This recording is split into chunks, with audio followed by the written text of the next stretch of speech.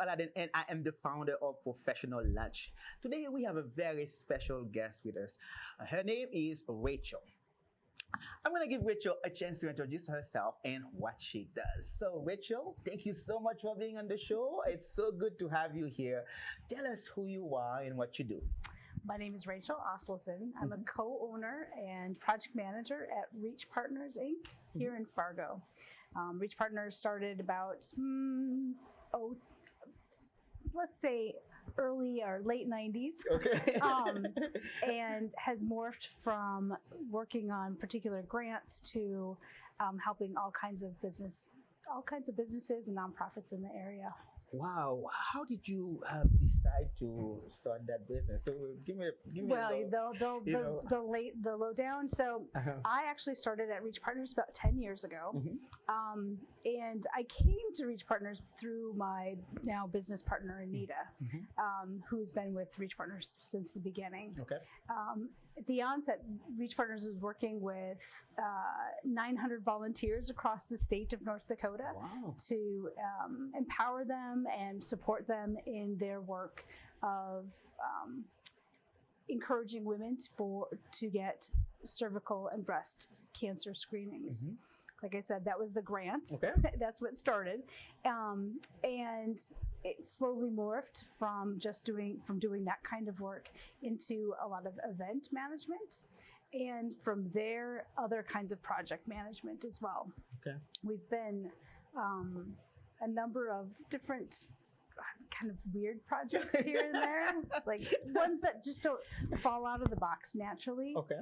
And I think it's really appropriate for Professional Lunch. I mean, like you, I had no idea what I wanted to do when I was in college. And so for the first while, I majored in great professors. Okay. So I was over at MSUM and looking for professors that were really engaging, that had a lot of energy for the topic that they were teaching. Most of them were in the humanities, lots of literally humanities, English and that kind of thing. But I didn't really know what I wanted to be, but I was very curious. Okay. After a period of time, like a couple of years, my brother ratted me out. He's told my dad she doesn't have a major yet. Oh, she's taking all these electives. Oh. Wow. So Dad's like, okay, figure it out. You got to figure something out. And I did everything I possibly could. I talked to all kinds of people. And the thing that I ended up getting a degree in was elementary education. Wow. In part, and it served me so well. So it lends to curiosity about everything. You're not ever just dealing with one thing. It lends to curiosity. It lends to identifying what is the why, the purpose, what are the objectives of whatever it is that you're doing, which is critical in project management and ends up being critical in the work that we do at Reach Partners. Purpose always drives the project. And because we're doing one-off projects or new kinds of projects that don't necessarily exist in operational worlds, being able to point to purpose is critical for those people that are gathered at the table to help solve whatever that problem is.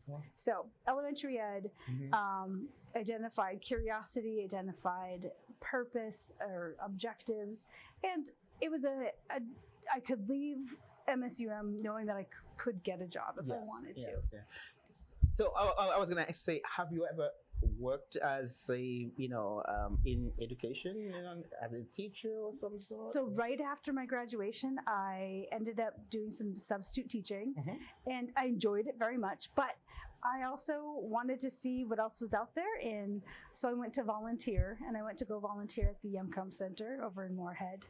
And within days of volunteering, I had a full-time job. Wow. What did you volunteer in? What was the thing? I just showed up to say, here I am. Wow. Can I help with anything? I've got all this time. I've got all this energy. And they were assembling an exhibit on dinosaurs. Okay.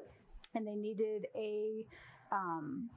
an educational plan or a lesson plan for teachers. Okay. So they bring the students there, so they have a really well-rounded experience as they came to the center.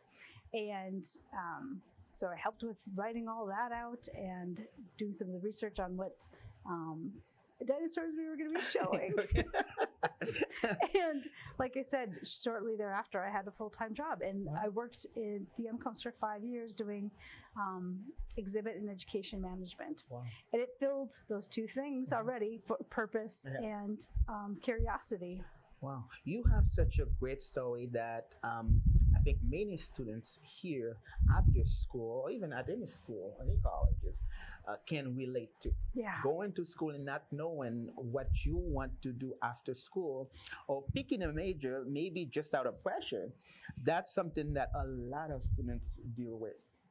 So now that you've experienced it, can you give, can you give them like some ways to deal with that? I'm assuming we'll talk about challenges later in this conversation, but how did you manage that over the years that you've been through it? Well, when I was in college, I did all of the assessments that you possibly could do. And actually, that's a carryover today. Anytime that there's a little personality test, or how do I work, or how do I learn a little bit more about myself, I take all of the assessments that I possibly can. Because it's a way to learn not only about how you work, how I work, but also can give you some language in the way that you work with other people as well. Okay, so was Rich Partners your first entrepreneurial initiative? Actually, no. Yep. So after working at the MCOMs, I went to work at another nonprofit and worked with them to develop a lot of events, meetings, tours, and that was a great experience. Yes, I'll tell you, absolutely. a great experience. And but it had its limitations as well. So I went to actually consult with a friend of mine who was working at who had worked at the MCOM Center and had been my unofficial mentor. Unofficial in that I learned mostly from her through the documentation that she left behind at the museum, how she built an exhibit, how she created movement throughout that exhibit, how she encouraged people to pause at particular places, not just because there was a placard there, but because to actually move them really intentionally through that space. Her background was in architecture, and so I got to learn a lot of those principles through working with her materials. And then we became friends, and the curiosity that I demonstrated to her helped develop that friendship, and we went together. I went to work with her as a consultant, and we built a number of exhibits and managed a number of grants to bring in artists into the community. Wow, you touch on so many things that professional lunch is about. You talk about mentorship, you talk about working with others, and networking and stuff and stuff. So I want to know those opportunities that you come across. How do you suggest others go about them? Say yes. Oh my goodness, that's good. I like it.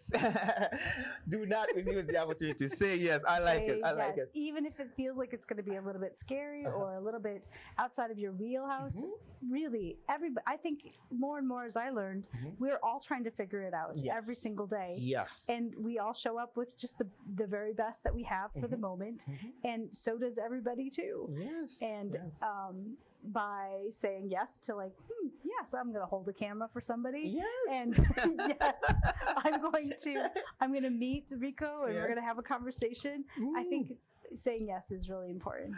Wow, wonderful, wonderful, Rachel. So how big of an organization is Rich Partners? Right now there's 2 of us. Oh, okay. So we're a small organization. Anita, I'm so fortunate to work with someone who is really has integrity, and really she's just a spectacular human to work with. Wow. We both show up as our authentic selves every day, which I think is really important, and we get to we get to really know each other as humans. Yes, yes, yes, and grow together and learn together. Yes.